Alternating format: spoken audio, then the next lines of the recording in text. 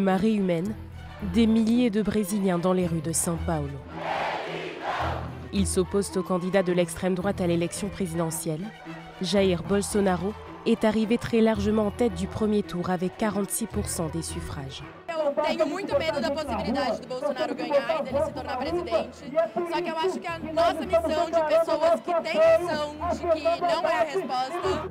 Le favori de la présidentielle, poignardé et hospitalisé durant la campagne, est un personnage clivant. Il a su convaincre un électorat varié en mettant l'accent sur la lutte contre la corruption. Mais il est décrié pour ses propos sexistes, misogynes et homophobes.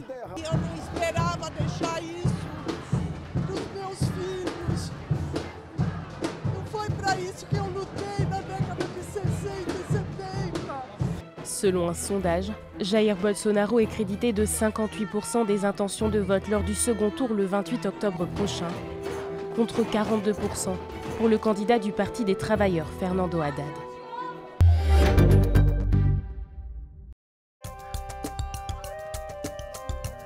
Tous les jours, Liana perfectionne son français en écoutant RFI. À 19 ans, cette étudiante d'Erevan est la seule francophone dans sa famille.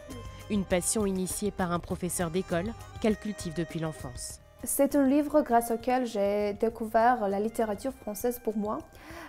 Ici est présenté presque la plupart des classiques de la littérature française, Balzac, Hugo, Guillaume Apollinaire. Sur la plage Charles Aznavour, Liana partage sa passion de la langue de Molière avec ses camarades de l'université française en Arménie. Une langue qui séduit de plus en plus de jeunes. Ils sont 1 millier à apprendre ici le marketing, la finance ou l'informatique en français. Une particularité qui ouvre des portes. Les taux d'insertion sont élevés parce que je pense qu'on a beaucoup de qualité à travers le diplôme qui est fait ici, qui est un diplôme arménien et un diplôme français. L'université encourage aussi l'expression artistique. À l'occasion du sommet de la francophonie, les étudiants ont monté une comédie musicale en français.